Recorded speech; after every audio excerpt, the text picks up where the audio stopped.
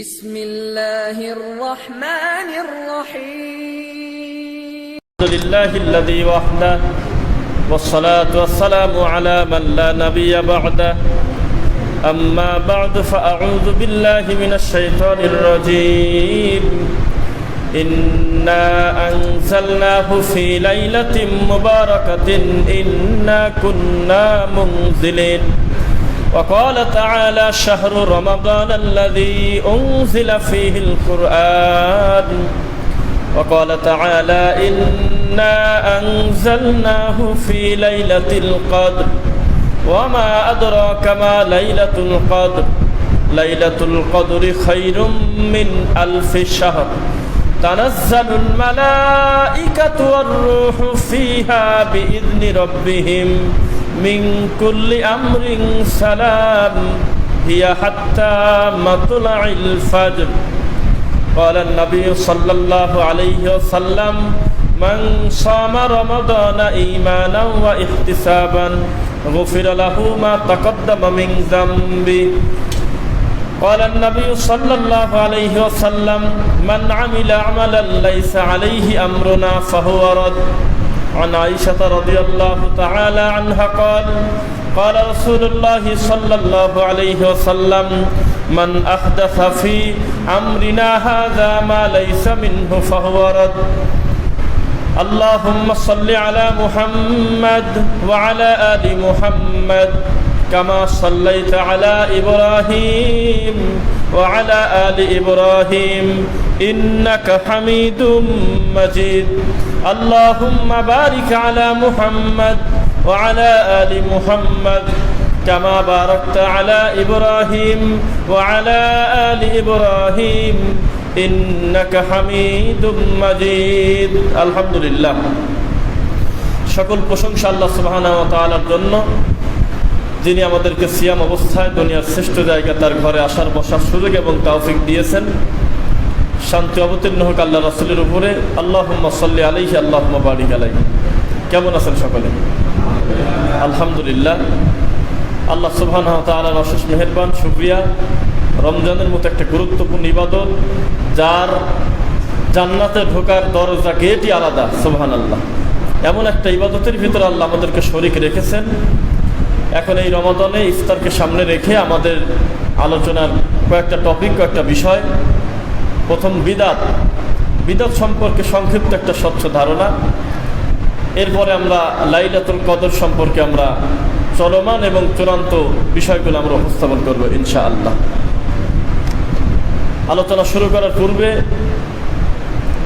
আপনাদের কাছ থেকে জানতে চাচ্ছি শব্দ কথা বোঝা যাচ্ছে কিনা। কারণ মসজিদে অনেক সময় দেখা যায় যে মসজিদের যে মাইক থাকে জুমার খুতবা, এই ফ্যানের আওয়াজের কারণে সমস্যা বা হয় না। তো যাই হোক, প্রথম কথা, আদম আলাইহিস সালাতু ওয়াস সালাম থেকে শুরু করে ঈসা আলাইহিস সালাতু ওয়াস সালাম পর্যন্ত প্রত্যেক নবী আর একটা নবীর পরে এসেছেন। কোনো সময় একাধিক নবী ছিলেন।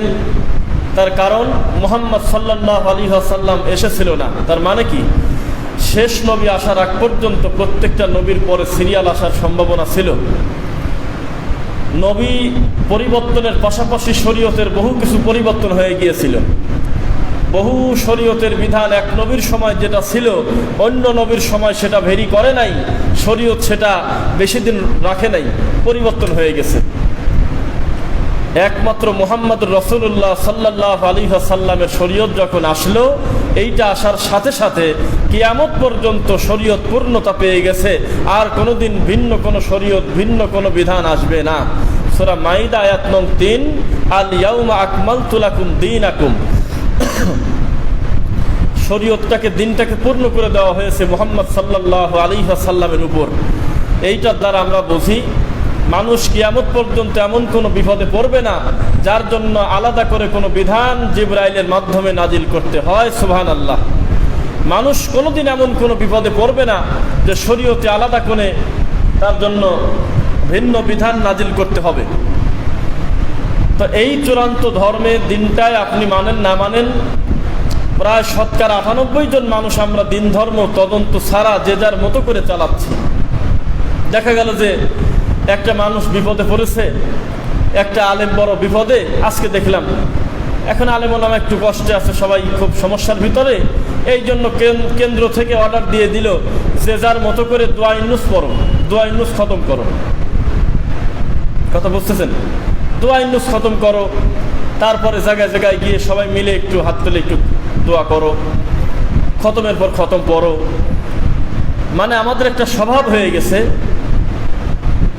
একটা ভুলকে ঢাকার জন্য আরেকটা ভুল দিয়ে আমরা সেটা সমাধান করতে চাই। হয় কোনোদিন একটা গালির সমাধানকে আর একটা গালি না আর একটা সুন্দর ব্যবহার? বলেন দেখি।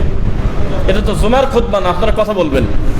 একটা লোক আপনাকে গালি দিল, যতক্ষণ পর্যন্ত বিপরীতে আপনি ভালো কথা না বলবেন ততক্ষণ পর্যন্ত ঝগড়া বন্ধ হবে না। কেননা আপনিও যদি গালি দেন তো ও তার একটা গালি দিবে।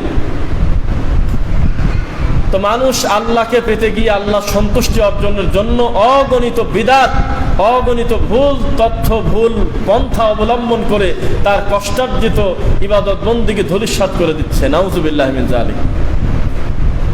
তেমনি আল্লাহ সুবহানাহু ওয়া তাআলা আমাদেরকে সৃষ্টি করার পূর্বেই তিনি সিদ্ধান্ত নিয়েছেন, তিনি জানেন, এবং আমাদের জন্য রাসূল প্রেরণ করেছেন, কিতাব প্রেরণ করেছেন। কিভাবে আমরা চলবো তার একটা গঠন, তার একটা মেনু তৈরি করে দিয়ে আমাদেরকে সৃষ্টি করেছেন। আলহামদুলিল্লাহ, এমন একটা কিতাব আমরা পেয়েছি যার নাম হলো কোরআন। পৃথিবীতে একটা অবিকৃত কিতাব যেটা কিয়ামত পর্যন্ত হুবহু একই রকম থাকবে। হিন্দু হোক, বৌদ্ধ হোক, ইহুদি হোক, খ্রিস্টান হোক, অন্যান্য ধর্মাবলম্বী মানুষও স্বীকার করতে বাধ্য যে একমাত্র কিতাব হলো কোরআন, যার ভিতরে একটা জেরেরও পরিবর্তন করা যায় না। সুবহানাল্লাহ।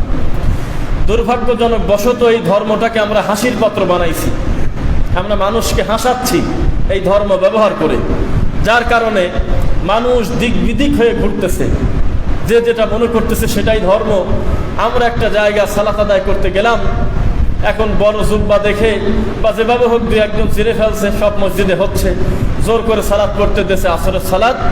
আমরা সালাত আদায় করার পর উঠে চলে যাচ্ছি, দোয়া টোয়া পড়ার পরে দেখা গেল পরিস্থিতি খুব জটিল, একটু কাজ বাকি আছে, একটু করতে হবে, খুব রাগারাগি। শেষ পর্যন্ত মসজিদ কমিটিকে আমরা 10 মিনিট 15 মিনিট বিদাতের ব্যাপারে একটু কথা বললাম, ধারণা দিলাম। এখন তার একই কথা, আমাদের যে হুজুর আছে তার অপরাধ কি জবাব দিবেন? এর আগে যারা হুজুর ছিল তার অপরাধ কি? এক একজন এক এক কথা বলেন, আমরা কোথায় যাব? বিশ্বাস করেন, মানুষ ধর্মটা ছাড়িয়ে দিয়েছে হুজুরদের উপরে। মানে ধর্মটা আল্লাহ এবং তার নবীর যে স্বচ্ছ ধর্ম, এইটা নিজের মনে করে কেউ তদন্ত করে না। যতদিন পর্যন্ত মানুষ নিজের মনে না করবে ততদিন স্বচ্ছ দিন পাবে না। একটা ভাঙা সাইকেলও একটা লোকের দোকানে রেখে মানুষ বলে যে তোমার নিজের মনে করে দেখো। 10টা টাকা মানুষের কাছে আমানত দিয়ে দুনিয়ার সম্পদ মানুষ বলে ভাই এটা তুমি তোমার নিজের মনে করে দেখে রাখো। এই হলো দুনিয়ার অবস্থা। আর ইসলামটা মানুষ আলেমদেরকে দায়িত্ব দেশে নিজের মনে করে দেখে দেখার জন্য না, বলছে আপনি আপনার মতো করে চালান, আমরা সাথে আছি। কেউ বলে না যে ধর্মের দায়িত্ব আপনাকে দিলাম কিন্তু শর্ত হলো 2টা, একটা হলো আল্লাহর কোরআন এবং নবীর হাদিস, এই 2টা মোতাবেক চালাবেন, এই কথা কেউ বলে না। হুজুরের সাথে এত কথা বলার কি প্রয়োজন আছে? সে তার মতো করে চালাতে থাকবে, আমি শুধু সুবহানাল্লাহ আলহামদুলিল্লাহ গ্যাপে গ্যাপে সুযোগ পেলে বলবো। যার কারণে আমাদের দুঃখ, আমাদের কষ্ট যে আমরা আল্লাহর স্বচ্ছ দিন থেকে বহু দূরে। আপনি কোন ইসলামের দিকে তাকাবেন? আপনি কি নকশাবন্দির দিকে তাকাবেন? আপনি কি সৃষ্টির দিকে তাকাবেন? প্রত্যেকটা গ্রুপের দিকে তাকায় তাকায় ধর্মটা আলাদা মনে হয়। আসলে কি ধর্ম এইটা? ধর্ম হলো সিরাতাল মুস্তাকিম, একমাত্র সহজ সরল রাস্তা ছিল সিরাতাল মুস্তাকিম। এই ধর্মটাকে আমরা ভেঙে ভেঙে খণ্ড বিখণ্ড করছি। কুল্লু হিজবিন বিমা লাদাইহিম ফারিহুন, এই ভাঙা জিনিস নিয়ে আমরা আনন্দ বোধ করতেছি। নাউযুবিল্লাহি মিন যালিক। আজকে এক এক গ্রুপ এক একভাবে আপনাকে বলবে, আপনাকে দাওয়াত দিবে। আপনাদের একটা জিনিস বলি, আজ পর্যন্ত আমাদের কোনো বয়ানে জীবনে শুনছেন যে মুখ ফসকে আমরা বলছি যে আমাদের একটা গ্রুপ আছে, এই গ্রুপে নাম লেখা দেন, জান্নাতে যাবেন? অথচ আপনাকে রিক্সা ভ্যানের চাকা দিয়ে আপনাকে বুঝায় দেয় যে রিক্সার যেহেতু 3 চাকা, জান্নাতেও তোমার 3 চাকায় আমরা দিয়ে দেবো না, একটা হলে আমাদের একটা চাকা আছে। এই অসভ্য কুলাঙ্গার মিথ্যা কথা বলে বলে মানুষকে তখন হাসাইছে। তখন আমরা ভালো কথা বললে মানুষ শুনতে চায় না, বলে এইটা আবার কি কথা? এটা লজ্জা। আমাদের দেশে যাকে তাকে যার তার গায়ের নামের আগে বিশাল বিশাল লকব ব্যবহার করে মানুষকে দিনটাকে বিকৃত করে হাসানো হচ্ছে। আজকে যারা মনে করতেছে, আপনারাও আমাদেরকে সময়ে বলেন যে সবাই এক হয়ে যান, সবাই এক হয়ে যদি কাজ করেন তাহলে তো আর কারোর কোনো শত্রুতা থাকে না। আপনার ভুল কথা। মানুষে মানুষে কোনোদিন মিল হওয়া যায় না, আল্লাহর ওহীর বিধান ছাড়া কোনো দিন এক হওয়া যায় না। কেননা রাসূলের একটা সুন্নাতকে আপনি মনে করতেছেন ছোটখাটো বিষয়, এগুলো সব দূরে রেখে আমরা আগে এক হই। আর আমি মনে করতেছি আমি মরা স্বীকার করবো, তাও নবীর এই সুন্নাতটা খাটো হতে দেব না। দুইজন দুই গতিতে আসি, কিভাবে আমি আর আপনি এক হব? কোনোদিন সম্ভব না। আজকে আমাদের এক বডিতে করাতে চাচ্ছে সবাই, বলতেছে যে আমরা সবাই এক হয়ে যাই। এইভাবে 1-3 মিনিটও টিকা দেয় না। আপনি আপনার একটা বিশ্বাসের গতিতে আছেন, আমি আমার একটা আকীদার উপরে প্রতিষ্ঠিত আছি। এইভাবে কোনোদিন এক হওয়া যায় না। এক হতে হবে কোরআন এবং সুন্নাহর ভিত্তিতে, ঠিক নাকি বলেন? যতক্ষণ পর্যন্ত মানুষ এই দুইটাতে এক না হবে, কোরআন সুন্নাহ, ততক্ষণ পর্যন্ত সমাজে শান্তি কোনো দিন আসবে না। যারাই আমাদেরকে প্রশ্ন করে যে আপনাদের ভিতরে অমিল কেন, আপনার সরাসরি জবাব দিয়ে দিন মুখ দিয়ে, কোরআন হাদিস থেকে আমরা দূরে, এই জন্য হলো অমিল। খালি মানুষ উল্টা বুঝ দেয় আপনাদের যে আগে হুজুররা একটা ঘরে বসে এক হওগা। এটা তো ঘরে বসে এক হওয়ার কথা না। কাবা ঘরের ইমামও যদি আপনি হয়ে যান কোনোভাবে, আর আপনি যদি বিদআত করেন, তাহলে আমি আপনার কোশ্চেন কালেও আপনার এই বিদআতকে সমর্থন করব না। আর আপনি যদি সোনের ঘরের ভিতরেও সেজদা দেন, রাসূলের কায়দায় যদি ইবাদত বন্দিগি করেন, সঠিক কথা মানুষকে বলেন, বিশুদ্ধ আকীদা লালন করেন, তাহলে আমি 10 তলার উপর থেকেও আপনাকে সাপোর্ট করব। এটা শরীয়ত। তো এইটাই আমরা কেন জানি বোঝাতে পারি নাই যে মুসলমান এক হবে হলো কোরআন হাদিসের ভিত্তিতে। এমনি ব্যক্তি কোনোদিন এক হওয়া যায় না, কোনো দিন সম্ভব না। যদি মনে করেন যে এই ফাটল কিসের, এই ফাটল আমরা নিজেরা তৈরি করছি। আমি যখন ভ্রান্ত আকীদা, মিথ্যা কথা মানুষকে দিনের নামে বলে লম্বা সময় মানুষকে জিম্মি রাখছি, তখন আমার উপরে ঠাটা পড়া তো ওয়াজিব, আমার উপরে গজব পড়া ওয়াজিব। এ গজব আমারই হাতের কামাই। 2 দিন আগে পিছে আমি বেইজ্জত হবই। কেননা সব জিনিস নিয়ে আর কি ঠাট্টা চললেও আল্লাহর দিন নিয়ে তো চলে না। চলে এত বড় মুরব্বী, চট্টগ্রামী বাড়ি সম্ভবত, দাড়ি কত বিশাল দাড়ি, দেখলে চেহারা মানে কত সুন্দর মায়াবী চেহারা, সম্ভবত 52 বছর, একটা কেন্দ্রীয় মসজিদের খতিব। সে মানুষের সামনে হাসে আর বলে যে তোমাদের দেশে কি বেদাত করার লোক আছে? হা করে হাসতেছে তোমার খুতবায়। কারা? বলে যারা কথায় কথায় বেদাত বলে, তাদেরকে বলেও যে বুখারিও তো বেদাত 120 বছর ছিল না, পরবর্তীতে আসছে। মুসলিম বেদাত, বুখারি বেদাত, টেবিল বেদাত, চেয়ার বেদাত, হাতের ঘড়ি বেদাত, এদের ফ্যান বেদাত, এদের টাইলস বেদাত, তাদেরকে বলে দিও। তখন লজ্জায় নাক কাটা আমাদের। আপনারা তো খালি বড়টা খোঁজেন, আমরা নিচের থেকে শুরু করতে চাই। আপনি খালি চলে যান বড়টার দিকে, আপনি হুজুরের দিকে তাকাচ্ছেন না কেন? একটা হুজুর যদি সমাজে সুন্নাহপন্থী হয়, গোটা সমাজটা সুন্নাহপন্থী হবে। একটা হুজুর যদি বিদাতি হয়, তাহলে সারা এই গ্রামের 98 জন যদি সুন্নাহপন্থী হয়, ওই হুজুরের সাথে পারবে না। 98 জন মসজিদের মুসল্লি যদি সুন্নাহপন্থীও হয়, আর 2 জন যদি হয় বিদাতি, আর ইমাম যদি হয় বিদাতি, তাহলে ইমামের এই বয়ানের কাছে এই 98 জনের কোনো দাম নাই। কারণ এটা আর মনে পড়ে গেল, ডক্টর খন্দকার আব্দুল্লাহ জাহাঙ্গীর রাহিমাহুল্লাহর নাম শুনছেন আপনারা? তাকে জিজ্ঞাসা করা হয়েছিল যে স্যার, গ্রামের সাধারণ মানুষজন খালি মারামারি করে, ঝগড়া করে, বলে যে এরা মিথ্যা কথা বললে। উনি তো খুব মজা করে বলতো কথা, কে বলছে সাধারণ জনগণ মারামারি করে? মারামারি আমি আর তুমি করি। সাধারণ জনতার এত কাজ নাই খায় দেয় যে দিন ধর্ম এত সঠিকভাবে জেনে তদন্ত করে ঝগড়া করবে। তুমি আর আমি উস্কায় দিচ্ছি, তাই তারা করে। সাধারণ লোকের ঠেকা নেই, কাম কাজ বাদ দিয়ে মনে মনে বসে আলেমদের গালাগালি করে। এই গালির সুযোগ আমরা করে দিচ্ছি, তাই তারা গালি দেয়। সুন্দর একটা জিনিস আপনাকে বললে আপনি বুঝতে পারবেন।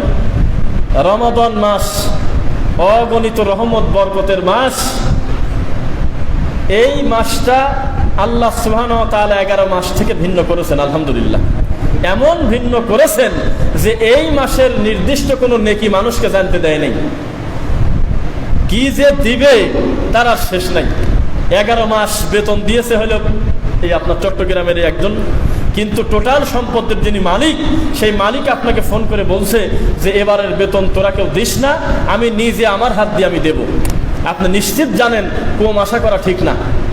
11 মাস যা পেয়েছেন অনেক বেশি পাবেন, এই জন্য মালিক নিজের হাতে দিতে চাচ্ছে। আপনার আগেই আন্দাজ করা ঠিক হবে না। আপনি যদি বলেন যে কত দিতে চাচ্ছেন, আপনি একটু ফোন করে শুনেন তো, উনি আসলে আমার বেতন কত দিবে, তাহলে একটা অযোগ্য কামলা আপনি। আমাদের সৃষ্টিকর্তা আমাদের বলতেছে চুপ করে বসে থাকো, এটার প্রতিদান তোমাকে আমি জান্নাত দিয়ে দেব, আমি আমার হাত দিয়ে তোমার এই সিয়ামের প্রতিদান দেব। আমরা অবিশ্বাস করলাম, আমরা মনে করলাম যে আপনি যদি মিথ্যা কথা বলেন, আপনার কথা যদি আপনি নাই রাখেন আল্লাহ, এই জন্য আমরা আগে ক্যালেন্ডারে আগে একটা সিদ্ধান্ত দিয়ে দেই, রহমতের 10, মাগফিরাতের 10, নাজাতের 10। কথা বোঝেন নাই? এখন এইটা যখন আপনি দিলেন মসজিদে, আল্লাহর ঘরে যখন আপনি ঢুকালেন, তখন তো আমার মন খারাপ হবেই। এটা তো আল্লাহর জন্য, এটা তো আপনার জন্য না।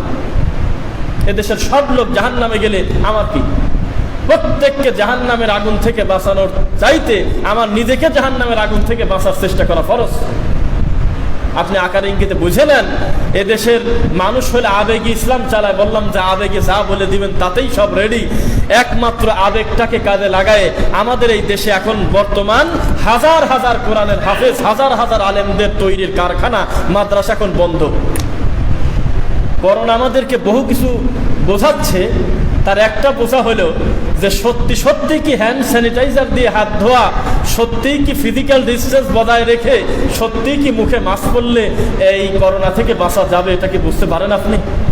তাই যদি হয়, বহু মন্ত্রী, বহু এমপি, বহু সংসদ সদস্য, বহু গুরুত্বপূর্ণ দায়িত্বশীল, যাদের সাথে দেখা করতে আপনার 6 মাস লাগবে, তারা তো অ্যাভেলেবল যে কারোর সাথে মুসাফা করে যাকে তাকে জড়ায় ধরে না, মিনিটে মিনিটে হয়। দেখা গেল জুমার সালাতেও ঠিক মতো নামে না ওই 10 তলা থেকে। এই লোকটা করোনায় মারা যাচ্ছে, ব্যাপারটা কি? ব্রাজিলে একটা বাড়ি থেকে আরেকটা বাড়ির দূরত্ব 0.5 কিলোমিটার। এত দূরত্বে তারা বসবাস করে, প্রত্যেকটা লোক গৃহবন্দী, এরপরেও প্রতিদিন করোনা পজিটিভ। ব্যাপারটা কি? বিষয়টা কি? তাহলে এটা আল্লাহর সিদ্ধান্ত। এখন আমার গুনার জন্য যদি এটা হয়ে থাকে, তাহলে আমি অনুতপ্ত হব, তওবা করব, ইস্তেগফার করব। আমি এদেশের হাজার হাজার মাদ্রাসা, কোরআনের মাদ্রাসা, যেগুলোতে অনর্গল আল্লাহর কোরআনের দাস হতো, এতে আমরা বসে আছি, এখন এই হাফেজরা কোরআন পড়তো। আমাদের আবেগের ঠেলায়, আমাদের চিৎকার, আমার নারায়ে তাকবীরের জোরে এদেশের হাজার হাজার কোরআনের মাদ্রাসা এখন বন্ধ নেই। এদেশের 98টা মাদ্রাসা চলে রমজান মাসের যাকাত ফিতরার টাকা দিয়ে। এই অভাবী ছেলেরা এখানে লেখাপড়া করে, সারা বছর পর একটা অভাবী হাজার খাই মানুষ হলেও 100 টাকা মাদ্রাসায় দেয় যে রমজান মাস দেরে, রমজান মাস 100 টাকা এতিমখানায় দান কর। এই টাকাকে বেশ করে পুরা বছর বলা চলে, প্রতিষ্ঠান চলে। লক্ষ লক্ষ টাকা মাদ্রাসার উস্তাদদের বিল বাকি দেনা, বহু কষ্ট করে পরিশ্রম করে একটা কোরআনে মাদ্রাসা চলে। আমরা এই বাচ্চাদেরকে তাকবীর দিন নামাজি এমন কাম করলাম, উপকার, বিশাল উপকার হয়ে গেছে। হাজার হাজার মাদ্রাসার, হাফিজি মাদ্রাসার রানিং ছাত্র আমরা বুঝি, আপনি কতটুকু বোঝেন? একটা ছাত্র রানিং কোরআনে হাফেজ যদি 3 মাস 2 মাস পড়াবাদ দিয়ে ঘরে বসে থাকে, তো পিছনের পড়া নষ্ট হয়ে যায়। সবক, 7 সবক, আমকটা, নাজারা, এরপরে আপনার তেলাওয়াত সব গুল্লায় চলে গেছে। যা হিসাব ছাড়া, তদন্ত ছাড়া নারায়ে তাকবীর দেওয়ার কারণে আর আবেগ দিয়ে দিন ধর্ম বিচার করার কারণে আজকে হুজুর দেখলেই মানুষ হাসে যে এটাই মনে হয় ধর্ম, এটাই মনে হয় ইসলাম। ওই তো বলছিলাম এর আগে, মনে আছে নাকি, ওই আমাদের দেশের মিটানো মুফতি পাওয়া যায়, মিটায় নেয় আগেই 2-4-5 হাজার টাকা দিলেই একটা ফতুয়া রেডি, কোনো সমস্যা নাই। এমনই ফতুয়া যে আল্লাহর কাবা ঘরে ভাস্কর্য বলার মতো হুজুরের দেশে আছে গাজী। এই হুজুরে 2000 টাকা ধরে দিলে একটা মূর্তি উদ্বোধন করে দিয়ে দিবিনি। আমি লজ্জায় মরি। এই চট্টগ্রামে মনে করেন শহরে একটা বড় মূর্তি হয়েছে, যারই হোক, সেই মূর্তিটা উদ্বোধন হবে। মূর্তির মুখের পর থেকে কাপড় সরায়ে ওটাকে টালি দিয়ে ফিতা কেটে উদ্বোধন করবে। এইটা উদ্বোধন করতেছে একটা হুজুর একদিন মুনাজাত করায়। তাহলে এই হুজুরের নামটা তাহলে আপনার আকিকা দিয়ে বদলা দেওয়া উচিত না? এ যদি হুজুর হয় তো ইবলিস শয়তানকে একটা হারাম জিনিসের উদ্বোধন করতেছে আল্লাহর কাছে কান্নাকাটি করে। তা আমি একজনকে বলছিলাম যে একটু তদন্ত করে দেখবেন ওই ফুটেজগুলো নেওয়া যায় কিনা, ওই বক্তব্যগুলো নেওয়া যায় কিনা, যে উনি ওই মুনাজাতে বলছিল ওটা কি আল্লাহর কাছে। একটা মূর্তি উদ্বোধনের সময় আল্লাহর কাছে কি বলা যায়? এরপরে 4 তলা বিল্ডিং করছে, বিল্ডিং করার পরে হুজুরকে একটা বদনার 2 কেজি মিষ্টি দিয়ে বসা দিয়েছে ঢালাই করার জায়গা, যে আপনি নিচে বসে আপনি প্রথম ইটটা দেন আর একটু কান্নাকাটি করে দিয়ে দেন। তো কি দোয়া করে? একটা লোক একটা ডিসপেন্সারে দিয়েছে, ডাক্তারের দোকান, সেখানে মিলাদ দিয়ে দিচ্ছে। তা আল্লাহর কাছে কান্নাকাটি করে চাইটা কি? যে আল্লাহ বেচা কেনা বেশি দাও, তার মানে রোগী হোক বেশি। এইটাই তো, ডাক্তারের দোকানে বেচা কেনা বেশি হওয়া মানে রোগী বেশি হওয়া না। আর যদি বলে আল্লাহ গ্রামের সকলকে তুমি শান্তিতে রাখো, তাহলে ডাক্তার তো না খায় মরবে, ওর প্যারাসিটামলে কি হবে, ওর স্যালাইনটা দিবে কার কাছে? তো ধর্মটাকে আমরা হাসাচ্ছি, এটা আমাদের লজ্জা কষ্ট।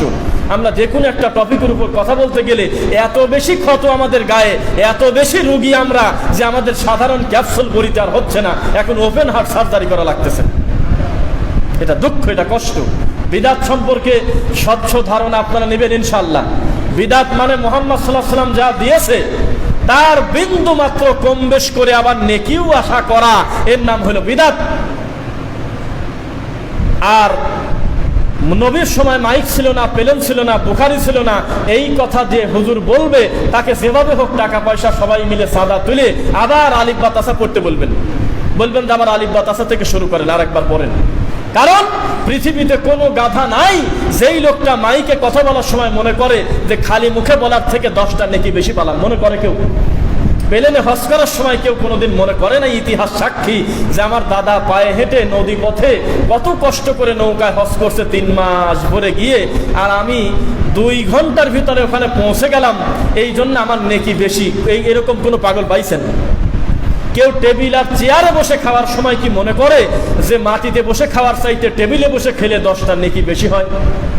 এটা তো দুনিয়াবি সম্পর্ক, এটা মানুষের জাগতিক উপকরণ, এইটা তো দিন ধর্ম কিছু না। এইটার সাথে উদাহরণ দিতে গিয়ে আজকে সুন্নাহকে ব্যঙ্গ করা হচ্ছে, খাটো করা হচ্ছে। সহ্য করা শিখতে হবে। যখন কোনো মসজিদে দেখবেন একটা লোকও নবীর সুন্নাহ মোতাবেক আমল করে না, তখন আপনি মনে করবেন যে এটা একটা গজবের আলামত, এটা খুব বেশি ভালো কথা না। 2-1 জন আছে, এটাই সুন্দর। আমাদের এক ওস্তাদ তিনি বলেছিলেন, কেন বলছিল তা জানি না, এখনো বেঁচে আছে, নাম বলবো না, বড় মাওলানা, একটা আলিয়া মাদ্রাসার 43 বছর দায়িত্বশীল একজন, শেষ পর্যন্ত প্রিন্সিপাল হয়েছিলেন। তিনি কানে কানে আমাদের 16-17 জন ছাত্রকে বলছিল, জীবনে একবার হলেও হাতটা একটু উপরে বাঁধো। শুনতেছেন নাকি? একজন হানাফি বিদ্বান, উনি মিলাদ খয়রাত করতেন বা অন্যান্য সবকিছুই তাবিজুল লিখতেন। কি কারণে আমি বুঝলাম না। আমরা যখন হাফেজ হয়ে চলে যাচ্ছি, আলেম হয়ে চলে যাচ্ছি, তখন কানে কানে বলছিল, জীবনে একবার হলেও হাতটা একটু উপরের দিক তুলো, জীবনে একদিন হলেও একা একা হলেও অন্তত হাতটা এরকম একটু রফলে দেন করো, জীবনে একটা দিন হলেও পাশের ব্যক্তির পায়ের সাথে পাওয়াটা একটু লাগায়ও, জীবনে একটু দূরে যায় হলেও কোনো দিন একটা দিন অন্তত জোরে করে একবার আমিন বলো। আমরা বললাম, ব্যাপারটা কি এটা, আপনি কেন বলতে চাচ্ছেন? তখন তো এগুলি আমাদের কাছে খারাপ জিনিস। এখনো পর্যন্ত একটা হুজুরের কাছে চুরি অপরাধ, ডাকাতি অপরাধ, মিথ্যা কথা বলা অপরাধ, বান্দার হক নষ্ট করা অপরাধ, মানুষের গীবত করা অপরাধ, সব কিছু অপরাধ। নবীর সুন্নাহ ব্যঙ্গ করা হুজুরের কাছে অপরাধ না। রাসূলের সুন্নাহকে যে যত গালি দেবে হুজুর তত তৃপ্তি পায়, খুশি হয়, মনে তত আনন্দ পায়। কিন্তু একটা বাচ্চা ছেলে মসজিদে জোরে কথা বললে হুজুরের রাগ হয়, এই আমার ওয়াজের ডিস্টার্ব হয়, বসো, খুব রাগ। কিন্তু প্রকাশ্যে নবীর সুন্নাহকে যদি কেউ ব্যঙ্গ করে, একদিনও রাগ করে না। এটা একটা ব্যতিক্রম দেশে আমরা বাস করি। তা আমরা বলছিলাম যে আপনি এগুলো কেন বলতেছেন? তো উনি বলল, যেহেতু হাদিসে এগুলি আছে, কোনো না একটা কোনো একদিন হলেও আমল করার দরকার, অন্তত মায়ের খাওয়ার থেকে বাঁচার জন্য। যতই বিরোধিতা করি, আমাদের মন তো জানে যে না রে, এগুলি তো হাদিসে আছে। এই জন্য অন্তত জানাজার নামাজের মতো ফরজে কিফায়া, যে কোনো একজন গেলে সবার হক আদায় হয়, অন্তত তুমি একটা দিন আমিন জোরে একটু বইলো, এতে কাফের টাফের হওয়ার সম্ভাবনা নাই। এটা নবীর সুন্নাহ মনে করে পড়েও, কাউকে জিতানো আর হারানো মনে করে না। তা আজকে সুন্নাত কি করা হয়েছে, মানে আমরা কথা বলতে অনেক সময় এই লাগে যে বিদআত সম্পর্কে কথা বলতে গেলেই তো সমস্যা। আপনার মনে হবে যে আমাকে দেখে দেখে বলতেছে, খুবই অসুবিধা। এই জন্য আমরা সিরিয়াল দেওয়া বড় জটিল। তা আপনি একটা কাজ করবেন, আমাদের অন্যান্য আলোচনা আছে সামনে, যেহেতু আপনি এখন থেকে নিশ্চিত থাকেন, একজন মুসলমানের সালাত আদায় করা যত জরুরি, তার চাইতে বেশি জরুরি সাল্লু কামা রাআইতুমুনি উসাল্লি, রাসূলের কায়দায় সালাত আদায় করা জরুরি। একজন মানুষের সিয়াম পালন করা যেমন ফরজ, সিয়ামটা রাসূলের কায়দায় করাটা তেমন ফরজ, তার চেয়ে বেশি ফরজ। একজন মানুষের হজ করা যেমন ফরজ, হজটা বিশুদ্ধভাবে করা তার চেয়ে বেশি ফরজ। কেননা বহু মুআল্লিম হাজিদেরকে সহজ সরল পায়ে ঘাড় ধরে ফরজ বাদ দিয়ে নফল নিয়ে দৌড় পড়াচ্ছে, খালি পাহাড়ে পাহাড়ে উঠায়, এখানে ওখানে দৌড় পড়াচ্ছে, মাসের পর মাস লোকটাকে দিনের পর দিন ঘোরাচ্ছে নাকে দৌড়ে দিয়ে, মূল কাজে যায় না। তো এই জন্য আমরা বলি যে আপনি নিজে একটু তদন্ত করেন, আমার এত কষ্টের রুকু, আমার এত কষ্টের সাজদা, আমার এত কষ্টের ইবাদত বন্দেগি, 40টা বছর আল্লাহকে সেজদা দিলাম, আদৌ সেজদাটা রাসূলের কায়দায় হচ্ছে কিনা? আমাদের তো আর কোনো নবী নাই, আমাদের তো মুহাম্মদ সাল্লাল্লাহু আলাইহি ওয়াসাল্লাম আছে। তো তিনি যদি আমাদের জন্য সুপারিশ করতে চান তা আমাদেরকে তার কথা মতো চলতে হবে। আতিউল্লাহ ওয়া আতিউর রাসূল। যদি ওই এক আয়াত ব্যবহার করে আমরা আর কত কি করব বলেন? এই এক আয়াত ব্যবহার যে দরবারে বসে আছে সেও কয়, আবার আমরাও বলি, সবাই বলে যে আতিউল্লাহ আতিউর রাসূল, কিন্তু একটা বার বলে না আতিউর রাসূল মানে তো রাসূলের উপর শুধু ভালোবাসা দেখানো, বা তাকে আমরা অনেকবার সালাম দিয়ে দিলাম কিন্তু তার সুন্নাহর উপর আমল করলাম না, এটা কি হলো? কোনো ব্যক্তিকে আপনি ভালোবাসেন, তার প্রমাণ তার কথা শোনা, তার মতামতটা মানা, এটা হলে তাকে পছন্দ করা ভালোবাসা। আপনি একটা মেহমানকে সারাদিন মেহমানদারি করে সন্ধ্যার সময় আপনি তাকে গলা ধাক্কা দিয়ে বের করে দিয়ে দিলেন, সারাদিন যথেষ্ট খেদমত করে, এটা কি হলো কাজ ভালো? আপনি রাসূল সাল্লাল্লাহু আলাইহি ওয়াসাল্লামের উম্মত হিসেবে সারা জীবন কান্নাকাটি করে তাহাজ্জুদ সালাত আদায় করে সব কিছু করে কিন্তু সেই নবীর সুন্নাহকে ব্যঙ্গ করে কবরে গেলেন, জাহান্নামে যাওয়ার জন্য আলাদা ভেজাল আছে? তো বিদআত রাসূল সাল্লাল্লাহু আলাইহি ওয়াসাল্লাম যেটা দিয়েছেন হুবহু সেই রকম রাখার নাম হলো সুন্নাহ, সামান্য পরিমাণ রদবদল করার নাম হলো বিদআত। মনে থাকবে তো ইনশাআল্লাহ। তা আমরা আল্লাহর ঘরে এসেছি, আমরা নিরাপদ জায়গায়। এখান থেকে আমরা রমজান যেহেতু সিয়াম আছি, আমরা সবাই কথা বলাও কষ্ট, কথা শোনাও কষ্ট। তবে একটা সুবিধা আছে বসে থাকা মানুষের জন্য, যে বিনা কারণে বসে থাকলেও আজকে ইফতার করে বা মানে 6টা 27 28 বা 30 যাই থাক 20-এ বসে থাকতে হবে, আবার কথা শুনলেও বসেই থাকতে হবে, যেহেতু খাওয়ার কোনো পর্ব নাই। এই জন্য আমরা ধৈর্য সহকারে বসে থাকব। রমজান কেন্দ্রিক যে ভয়াবহ বিদআতটা আমাদের সমাজে প্রচলিত আছে তার একটা বিদআত, রমজান আল্লাহ সুবহানাহু ওয়া তাআলার পক্ষ থেকে একটি বিশেষ নিয়ামত, তাই কিনা? এই নিয়ামতে মান সামা রমাদানা ঈমানান ওয়া ইহতিসাবান গুফিরা লাহু মা তাকাদ্দামা মিন যামবি। কেউ যদি রমজান মাসে সিয়াম পালন করে নেকির আশায় ঈমান সহকারে, তাহলে অতীতের গুনাহ লোকটার ক্ষমা হয়ে গেছে। সিয়ামের ভিতরে তারাবি নাই, সিয়ামের ভিতরে লাইলাতুল কদর নাই, কিন্তু একই কথা আল্লাহ ভেঙে বলতেছে 3 বার, ওয়ামান কামা লাইলাতুল কদর। কেউ যদি রাতে কিয়ামুল লাইল করে, রাতে দাঁড়ায়, ওই লোকটারও গুনাহ মাফ অতীতের। আমরা জানি রমজানের ভিতরেই লাইলাতুল কদর আছে, আবার আল্লাহ বলতেছে ওয়ামান কামা লাইলাতুল কদর ঈমানান ওয়া ইহতিসাবান গুফিরা লাহু মা তাকাদ্দামা মিন যামবি। কেউ যদি ঈমান সহকারে নেকির আশায় লাইলাতুল কদর তালাশ করে, লোকটার অতীতের গুনাহ মাফ। একই কথা 3 বার বলার উদ্দেশ্য আমার বান্দা যাতে তার গায়ের গুনাহ না থাকে, ক্ষমা নিয়েই যাতে কবরে যায়। এই রমজানকে আমরা বিদআত মিশ্রিত করে আমরা এমনভাবে ইবাদতটা করছি যে আর এই আল্লাহর দয়া আর পাচ্ছি না। দেখেন তো একটা কথা বলি, ইফতার, সাহারি, এগুলো রাসূল সাল্লাল্লাহু আলাইহি ওয়াসাল্লামের কোনো নির্দেশনা নাই? তাসাহহারু ফাইন্না ফিস সাহুরি বারাকা। আজকের এই দিনেও একটা যুবককে দেখা যাচ্ছে যে 20-30 বছর বয়স, সিয়াম পালন মানে আজকে রোজা নাই, পানি খাচ্ছে বা একটা রুটি খাচ্ছে। কি ব্যাপার তুমি রোজা নাই? বলে যে মাথায় বাড়ি, আর শুনেন না, ঘুমের থেকে উঠে দেখি 4:30 বাজে গেছে। শুনছেন কথা? ঘুম থেকে উঠে দেখি যে আযান পড়ে গেছে, এই জন্য আমি আজকে রোজা নাই। আরে কষ্ট! আমরা এখনো পর্যন্ত তাদেরকে বোঝাতে পারি নাই। আয়েশা রাদিয়াল্লাহু তাআলা আনহার কাছে আল্লাহর নবী বলতেছে, আবু দাউদের হাদিস, আল্লাহ রাসূল সাল্লাল্লাহু আলাইহি সাল্লাম, রাসূল বলতেছে খাবার কিছু নাই। সকালবেলা বলতেছে, সকালে সকালে, সাহারির টাইম না, সকালবেলা বলতেছে। স্বাভাবিক অন্যান্য দিন যেভাবে চায়, আজকেও বলতেছে যে খাবার কি কিছু আছে? আয়েশা রাদিয়াল্লাহু তাআলা আনহা বললেন যে না, খাবার ঘরে কিছুই নাই। তো বললো আচ্ছা তাহলে একেবারে আল্লাহ ভরসা রাখি দিলাম, রোজা হয়ে গেছে। আর বাঙালি আমরা মনে করে নিছি যে মাঝখানে নাওয়াইতো আন মিস গেছে, তারপরে আমার সাহারি খেতে পারি নাই, এই রোজার কি আর কোনো কিছু থাকে? অথচ কত সহজ ছিল। একটা ছিল সুন্নাত, একটা ছিল ফরজ। সিয়াম পালন করা ফরজ, আর সাহারির সময় কোনো কিছু খানা খাওয়া হলো সুন্নাত। কোনো সুন্নাত ছুটে গেলে ফরজের ক্ষতি হয় না, এইটার সাথে গুনাহ জড়িত না। ইচ্ছা করে না খাওয়াটা হলো ভুল কাজ। সে আছে সামনে, আমি নিজের উপর জুলুম করব কেন? আমি হালকা হলেও একটু মুখে দেই সাহারি, এইটা ঠিক আছে। কিন্তু আমি ঠিক পাই নাই, রাত্রে জাগ্রত হই নাই, অথবা আমি বুঝতে পারি নাই, এখন আমি সিয়াম পালন করতে পারবো না। এইটা কোন ধরনের কথা? সিয়াম তো ফরজ। এই ভুলও করে। এরপরে আমরা সিয়ামটা নিয়ত বানায় নিয়েছি, নিয়ত করতে গিয়ে সেটাও একটা বড় ব্যাপার। আর ইফতার তো রাসূলের মতো করে করাই যাচ্ছে না। দেখেন, আমাদের কথা বলতে হয়, আজকে বলি। সেটা হলো, কোনো একটা কাজের বিপরীতে যদি কিয়ামত থাকে, কোনো একটা কাজের বিপরীতে যদি আল্লাহর দয়া উঠে যাওয়ার সম্পর্ক থাকে, এইটাকে কি আপনারা ছোটখাটো বলবেন?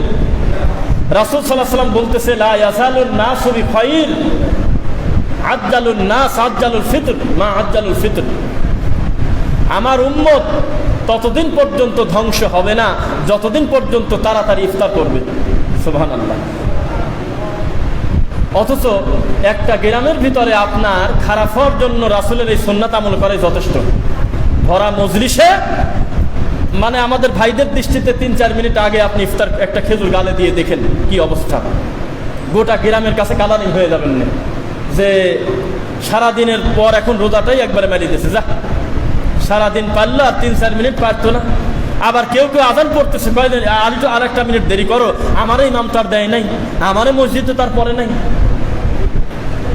ইফতার কি আজানের সাথে না সময়ের সাথে? কি কোনটা কি করবেন বলেন? পরিস্থিতি এরকম হয়ে গেছে।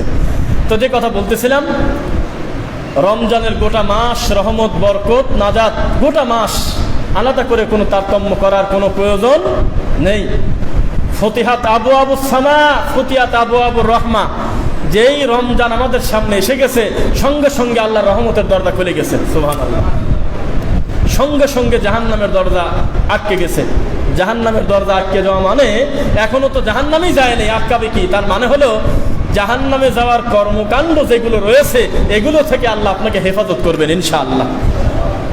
এরপরে আমরা বেছে বেছে বলতে হচ্ছে আর কি, আমরা রমজানটাকে লাইলাতুল কদর, আপনারা তাই করবেন হয়তো, একটা নির্দিষ্ট দিন মনে করে নেবেন ২৭ তারিখ। এর পক্ষে হাদিসও আছে মেশকাতে, বলবেন এই তো হাদিস তো পাইছি ২৭-এ। একটা লোক, উদাহরণ দেয় ভাবে, একজন লোক এক মুষ্ঠির অতিরিক্ত দাড়ি কেটে ফেলে, তার কি গুনাহ হইল? বুঝলেন নাই? এক মুষ্টি পার হয়ে গেছে দাড়ি, অতিরিক্ত দাড়িটা কাটছে, তার কিন্তু বলার কিছু আছে। কি? মুহাম্মদ সাল্লাল্লাহু আলাইহি ওয়াসাল্লামের সাহাবা থেকে বর্ণনা দিতে পারবেন তিনি যে আল্লাহ রাসূলের সাহাবা থেকে আছে, দাড়ি এক মুষ্টির অতিরিক্ত হলে কাটা যায়। আমরাও কোনোদিন অস্বীকার করি না, কিন্তু আমরা বলি কি, আমার রাসূল তো কোনোদিন কাটে নাই, তিনি তো এসব কাটা ছাটার আলোচনা করে নাই, আমি কেন ভেজালে যাব? বুঝতেছেন নাকি? তো রাসূল সাল্লাল্লাহু আলাইহি ওয়াসাল্লামকে হুবহু অনুসরণ করা কাকে বলে আপনাকে আজকে দেখাই। প্রত্যেকটা মানুষ, আমরা অন্য মানুষের বা গোটা সমাজ ঠিক করার জন্য টেনশনে অস্থির, কিন্তু নিজে সঠিক আকীদার উপরে নাই, নিজে সঠিক বিশ্বাস পালন করে না। আজকেও আপনাকে আমি বলি, গতকালকে একজন সেই কান্নাকাটি পরিস্থিতি জটিল বানায় নিছে যে আপনারা কাপুরুষ, আপনারা রাস্তায় নামেন নাই, আপনারা এটা করেন নাই, সেটা করেন নাই, দেশ ধ্বংস হয়ে গেল, ইসলাম একবারে সব শেষ, আপনারা ঘরে শুয়ে আছেন। আমি বললাম যে কি করা যায় তাতে? রাস্তায় নামার দরকার। তো বললাম যে ফজরের সালাত আদায় করছেন আজকে? কয়দিন না। আপনার স্ত্রী সঠিকভাবে পর্দা করে, সন্তানদেরকে দিনই সঠিক বিদ্যা দিচ্ছেন, চেষ্টা কি করেছেন পরিবারটাকে দিন দিয়ে পরিবর্তন করার? জানে না। এমন আবেগ যে হুজুর দেখলেই ডেকে ডেকে জিজ্ঞাসা করতেছে মিছিলে গেছিলেন তো, কিন্তু এখন আল্লাহকে চেনে না লোকটা। অতি আবেগের কারণে কথা বারবার এসে যাচ্ছে আমাদের সামনে, অতি আবেগের কারণে আজকে আমরা ধ্বংস। ওমা কান আল্লাহু মুআযযিবাহুম ওয়া হুম ইস্তাগফিরুন। আল্লাহ বলতেছে তারা তওবা করে, তারা আমার কাছে ক্ষমা প্রার্থনা করে, তারা আমার কাছে ইস্তিগফার করে, আমি কিভাবে তাদের শাস্তি দেব? তাহলে ইস্তিগফার করা বালা মুসিবত থেকে দূরে থাকার একটা অস্ত্র না? বুঝতেছেন নাকি? আল্লাহর কোন আযাব গজব থেকে নিজেকে বাঁচানোর একটা বড় মাধ্যম ইস্তিগফার না? তো ইস্তিগফার করবে কারা? ইস্তিগফার করবে কারা? তাদের তো এখন ঘর বন্ধ, তাদের দরজা বন্ধ। তো এইভাবে আমরা এই শোনা না, নড়চড় করে না, বসে থাকুন। তো এই জন্য আপনাদের উদ্দেশ্যে আমাদের এটাই একটু কথা, লাইলাতুল কদর 27 তারিখ, 25 তারিখ, 21 তারিখ, 23 তারিখ আমরা বুঝি না। পৃথিবীর শ্রেষ্ঠ মানুষ মুহাম্মদ সাল্লাল্লাহু আলাইহি ওয়াসাল্লাম, তার যদি 21, 23, 25, 27, 29 গোটা শেষ দশকের বিজয় রাত্রিতে খোঁজা লাগে, তা আমার খুঁজতে অসুবিধাটা কি? মুহাম্মদ সাল্লাল্লাহু আলাইহি ওয়াসাল্লাম যদি সারা বছর জীবনভর যদি তিনি 10 দিন ইতিকাফ করে থাকেন, আমি পারি না? শেষ সময় তিনি শেষ বছর 20 দিন ইতিকাফ করেছেন। কয়দিন? 20 দিন। আমরা করি কয়দিন? 3 দিন বা 1 দিন। ঘোষণা দিয়ে দেওয়া হচ্ছে অন্তত কদরের রাত্রিতে আসবেন। এই লজ্জা কোথায় রাখি? কদরের রাত উল্লেখ করার দরকারটা কি? এটা তো 21, 23, 25, 27, 29 আল্লাহ তার হাবিবকে জানতে দেয় নাই যে নির্দিষ্ট দিন কোনটা। কেননা 21 যদি কেউ বুঝে নেয়, 23-এর প্রতি কি তার ওই শ্রদ্ধাভক্তি আর থাকে? 25-এর প্রতি অমন গুরুত্ব আর থাকে? একটা নির্দিষ্ট দিন আমরা বেছে নিয়েছি, এটা একটা ভুল আমাদের।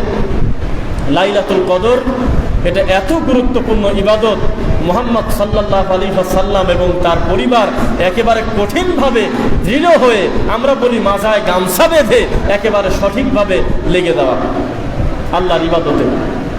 এটার নাম ছিল লাইলাতুল কদর। এটা কি 27-এ না শেষ দশকের বিজয় রাত্রিতে?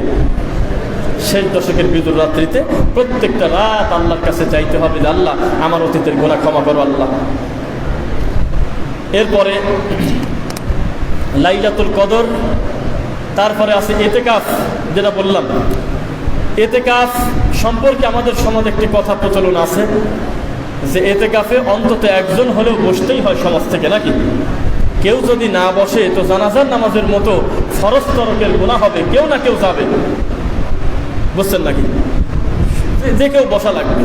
তো গ্রামের মানুষ বসে না, অলস, সবাই কাজের ব্যস্ততা, তো এই জন্য পাশের গ্রাম থেকে একটা লোককে 10,000 টাকা দিয়ে ভাড়া করে নিয়ে আসছে। নিয়ে এসে বলছে যে আপনি আমার গ্রামে থাকেন, আমার গ্রামের লোকদেরকে জাহান্নামের আগুন থেকে বাঁচান।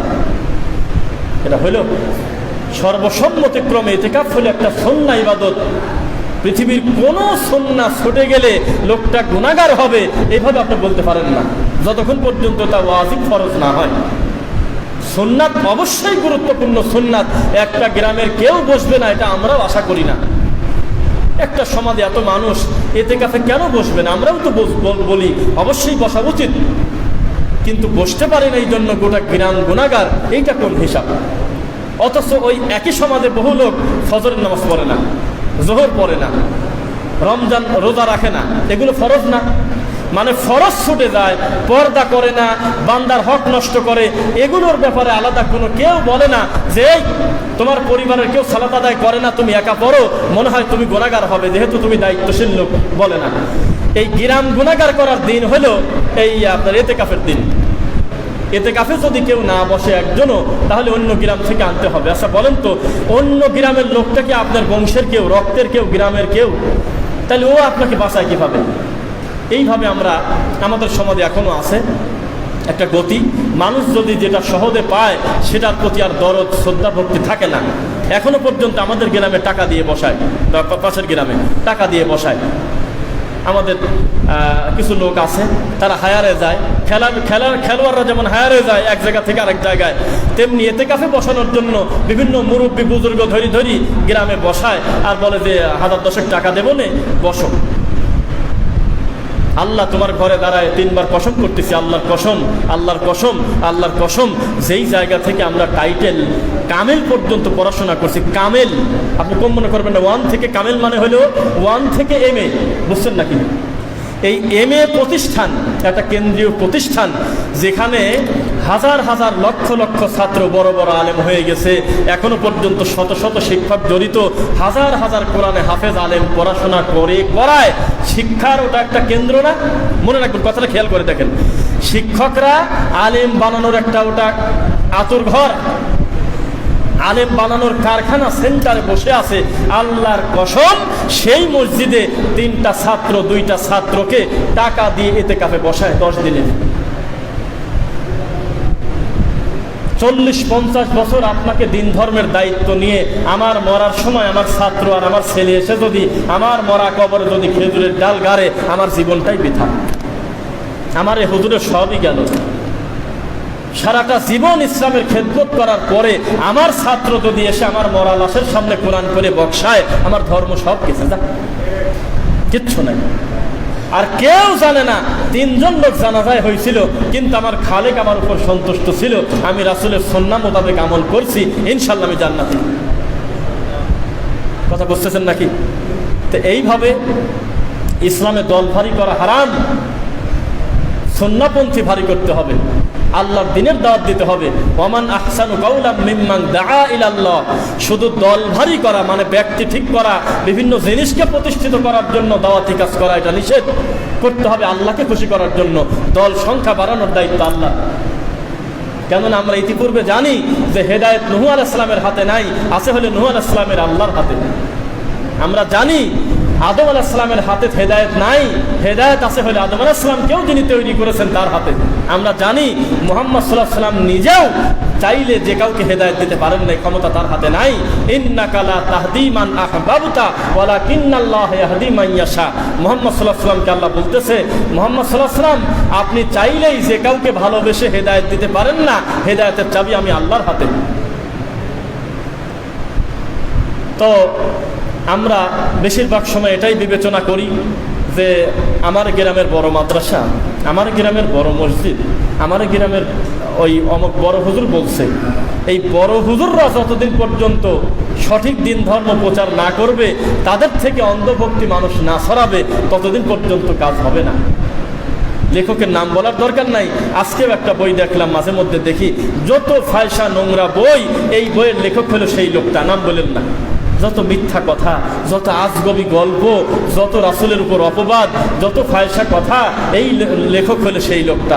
আমার একটু সন্দেহ হয় আদৌ কি এই ফাজলাম ওই লোকটা করে গেছে, না উনি যেহেতু বড় হুজুর ছিল, বিশাল বড় হাকিম ছিল, এই লোকটার নাম ভাঙায় আমি পুঁজি করার জন্য আমি বইগুলো ছাপাচ্ছি, এটাই তো বড় কথা। ইমাম আবু হানিফা রাহিমাহুল্লাহ জামানার একজন শ্রেষ্ঠ বিদ্বান, ইসলামের জন্য যার এত বেশি খেদমত যে তার খেদমত যদি আপনি আলোচনা করতে যান আপনি আশ্চর্য হয়ে যাবেন, আল্লাহ এই মনীষীকে দিয়ে কতদিনের খেদমত নিয়েছেন। অথচ এই মানুষটার নাম ভাঙায় সমাজে কত মিথ্যা, কত বাজে কথা আমরা চালায় দিতে চাচ্ছি, তার আর শেষ নেই। চালায় দিতে চাচ্ছি না আমরা, যে কোনো খারাপ কিছু প্রতিষ্ঠিত করতে চাই বড় মানুষের নাম দিয়ে। সব সমাজেই তো বড় মানুষ আছে, আছে কিনা? আপনাদের কাছে আমি বড় হুজুর হলেও আমার গ্রামে কিন্তু আমি বড় না। বড় হুজুরকে ইমামতি যে বেশি দিন করছে সে, এই হুজুরটা সে চাঁদপুর থেকে আসছে, আজ 30 বছর ইমামতি করে, উনি বোঝে না? তুমি 2 দিনের ছেলে, তুমি বোঝো? এইভাবে দিনটা বিচার করা হচ্ছে, যার কারণে মানুষ সঠিক দিনের পথে আসার প্রতি আগ্রহ হারায় ফেলতেছে। আমরা চাইব আল্লাহর দিন ফু দিয়ে তো নেভানো যাবে না, সত্যিকার অর্থে আল্লাহর দিনের সৌন্দর্য মানুষের কাছে ওপেন হবেই, বলেন ইনশাআল্লাহ। এখানে এমন মানুষ আছেন আমরা জানি, আমার এখান থেকে শুনে কোনো কিছু শিক্ষা গ্রহণ করার নাই, এমনিতেই আপনারা সুন্নাহর উপর আমল করেন, এমনিতেই দিন ধর্ম জানেন, এমনিতেই তদন্ত করে চলেন, আলহামদুলিল্লাহ। তবু আমরা জানা কথা আবার বারবার মনে করায় দেই, যাতে আপনারা দিনের প্রতি আরও বেশি অবিচল থাকেন। আল্লাহ তাওফিক দিক, আল্লাহুম্মা আমিন। তা আমরা মৃত্যুর আগে বিদআত সম্পর্কে, শিরিক সম্পর্কে স্বচ্ছ ধারণা নিয়ে যদি কবরে না যাই, বিশ্বাস করেন আমল নিয়ে কবরে গেছে কথা বলার সুযোগ আপনারা থাকলো না। কেননা আমলকে বিচারই করতে হবে যে বিদআত আর শিরিক দিয়ে সেকতে হবে, মাপতে হবে। দুধ ছাকেন প্রণালী করেন না, ছাকেন না, সেকে ময়লাটা রেখে দেন, অরিজিনাল দুধটা নিচে পড়ে দেয়।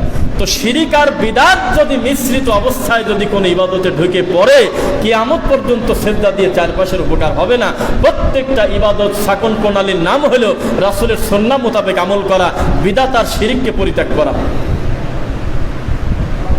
একটা ইমাম নিয়োগ হচ্ছে বিশাল একটা মসজিদে, ইমাম নিয়োগ হয় না আপনাদের মসজিদে? ইমাম নিয়োগ হয় না? একটা ইমাম চলে গেলে আর একটা, বিশাল একটা মসজিদে ইমাম নিয়োগ হচ্ছে। তো আমিও একটু আসি, ছোটখাটো বিচারক হিসেবে আমাকে নেছে 3 জন বিচারক। তারা বলতেছে সূরা লোকমানের 2 নম্বর পৃষ্ঠা একটু পড়েন তো, সূরা আলী ইমরানের 17 নম্বর আয়াতটা একটু পড়েন তো। বিভিন্ন জিনিস তাকে ধরে, মাসালা মাসাইল ধরে। তা আমি শুধু মুখ দিয়ে বলছি যে আমি আর কি ধরবো, আপনি বলেন তো যে বিদআত কাকে বলে? কথা কি বুঝতেছেন নাকি? একটু পরে কিন্তু এই লোকটাকে ইমামতের জন্য ঠিক করা হবে। এখন তাকে বলা হচ্ছে যে ওযু ভঙ্গের কারণ বলেন, নামাজ ভঙ্গের কারণ বলেন, বিভিন্ন জিনিস তাকে বলা হচ্ছে। বিয়ে শাদী করছেন তো, বিয়ে করছেন তো, এই বিভিন্ন জিনিস তাকে বলা হচ্ছে। এই পৃষ্ঠা পড়েন, এই আয়াত পড়েন। তা আমার পালা আমার আসলে আমি বললাম যে আপনি বিদআত কাকে বলে বলেন তো দেখি। তো সেরকম কিছু বলতে পারে না। তারপর বললাম যে বলেন তো তাবিজ সম্পর্কে, আল্লাহ সর্বত্র বিরাজমান, মুহাম্মদ সাল্লাল্লাহু আলাইহি ওয়াসাল্লাম গায়েব জানেন, এই সমস্ত ব্যাপারে আপনার আকীদা কি, বিশ্বাস কি? তো সে খুব একটা কিছু বলতে পারে না। তখন আমাকে বলতেছে আপনি কিছু বলেন, আমাকে শেষের দেশে বিশ্বাস করেন। আমি ভরা মজলিসে মাইক হাতে নিয়ে বললাম এই হুজুরটা ইমামতির যোগ্য না। কথা বলছেন নাকি? কয় যে কি বলেন আপনি, কত সুন্দর যে আয়াত ধরি সে আয়াতই পড়ে।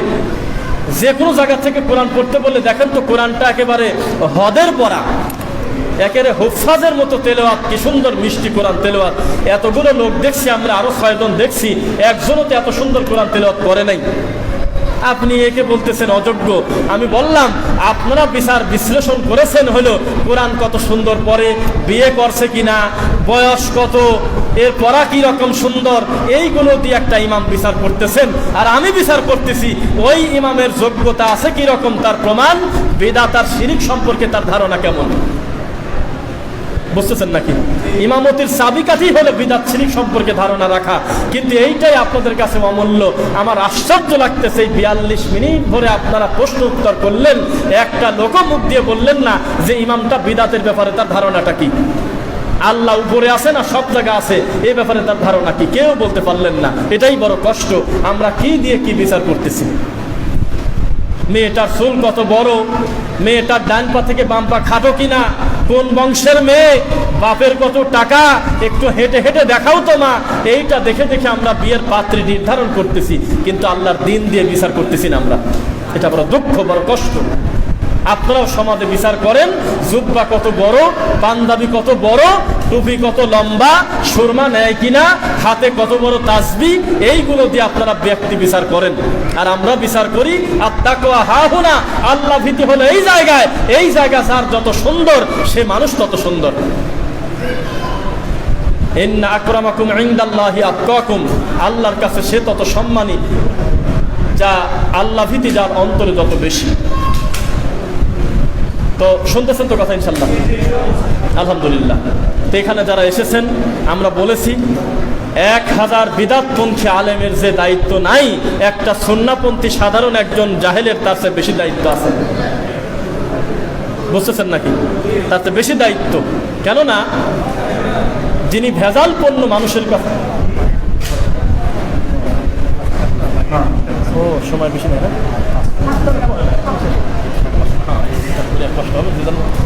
যাই হোক আলহামদুলিল্লাহ। সবাই একটু এক খেয়ালে তাকান। আজকের এই ইফতারের আয়োজন, ইফতারের আয়োজন বলতে দিনের আলোচনা, আর এটাই হলো মুখ্য কথা। ইফতার তো আমরা বাড়িতেও করতাম নাকি? বাড়িতে করতাম না, কিন্তু আমরা এখানে কথাটা ঘুরে বলি যে একটা দিনই আলোচনার বৈঠক। আলহামদুলিল্লাহ এই বৈঠকটা কার্যকর করতে গিয়ে আমার মহিউদ্দিন ভাই, মহিউদ্দিন খোকন ভাই এবং তার সঙ্গে যারা যুবকরা আছেন বা তার বন্ধু সহ যারা জড়িত আছেন, আল্লাহ তুমি আজকের এই দিনই মাহফিল কবুল করো আল্লাহ। আমার আবুল কাসেম ভাই থেকে শুরু করে অত্র এলাকার আশেপাশে যে যেখান থেকে এসেছেন, দিনকে ভালোবেসে আল্লাহ তুমি দিন দিয়ে পরিবর্তন করে চূড়ান্ত দিনের বুঝ আমাদের দান করো আল্লাহুম্মা আমিন। এখানে আপনারা যারা উপস্থিত আছেন সকলকে আল্লাহ সঠিক দিনের উপরে যেন কবুল করেন। ইফতারের সময় খুব বেশি যেহেতু সামনে আমাদের নাই, আমরা কোনো কথাবার্তা না বলে যে যার গতিতে আমরা বসে থাকবো ইনশাল্লাহ। আর সবসময় মনে রাখবেন আল্লাহ আমাদেরকে অনর্থক সৃষ্টি করে নাই। আমাদের আজকের থেকে একটু তদন্ত করবেন, বিদআত শিরক সম্পর্কে সঠিক ধারণাটা কিভাবে নেওয়া যায়। লাইলাতুল কদরের বিষয়টা বললাম, কিভাবে আপনারা খুঁজবেন, তালাশ করবেন, এবং ইতিকাফের ব্যাপারটা কিভাবে করবেন, এগুলো ইনশাল্লাহ আপনারা সময় সময় করবেন। আপনাদের জন্য হাদিয়া রয়েছে ইনশাল্লাহ। আমরা টাকাটাকে সামনে আনতেছি না আজকে, ইফতারের পরে বা ইফতারের সময় আপনাদের সবার সামনে আমাদের পক্ষ থেকে বই যাবে। ভাইজানের পক্ষ থেকে মাসিক আলী ইতিসাম সহ আরও পত্রিকা রয়েছে আলহামদুলিল্লাহ, এবং আমাদের বই রয়েছে আমার লেখা ইমান হারানোর ভয়াবহ কারণ। এই বইগুলো আপনারা নিয়ে ইনশাল্লাহ বাসায় যাবেন। আর একটা কাজ, যেহেতু লোক কম আছে, কেউ যদি মনে করেন যে 50টাকে 20টা বই নিয়ে রমজান মাসে মানুষের কাজ নাই, কিন্তু অন্য মাসে পড়তে না চাইলে বসে আছে, এটা সেটা ধরতে ধরতে কোনো না কোনো সময় একটা ছোট বই পড়ে ফেলে। তো ব্যাগে বই আছে সামান্য, কেউ যদি মনে করেন এখানে দেওয়ার পরেও বাঁচে যে আমি 50টা বই আমি নিজে নিয়ে আমি সাদাকা হিসেবে মানুষের কাছে বিতরণ করে দেবো ফ্রি, তাহলে এটা আপনারা করতে পারেন। আল্লাহ আপনাদেরকে সেই তৌফিক দিন। আর যারা এই খেদমতে নিয়োজিত আছেন, আল্লাহ তাদের এই কষ্টটাকে তুমি কবুল করো। রোজা রেখে আপনারা ধৈর্য সহকারে লম্বা সময় ছিলেন, আল্লাহ আপনাদেরকে উত্তম প্রতিদান দান করুন। সুবহানাকা আল্লাহুম্মা বিহামদিক আশহাদু আল্লা ইলাহা ইল্লা আনতা আস্তাগফিরুকা ওয়া আতুবু ইলাইক। আসসালামু আলাইকুম ওয়া রাহমাতুল্লাহি ওয়া বারাকাতুহু। আসসালামু আলাইকুম। যে সকল দিনী ভাইরা দূর দূরান্ত থেকে আসছেন, আপনারা ইফতারের উপর একটু বসবেন, আমরা শাইখদের সাথে কথা বলে লাভ পেতে যাবো।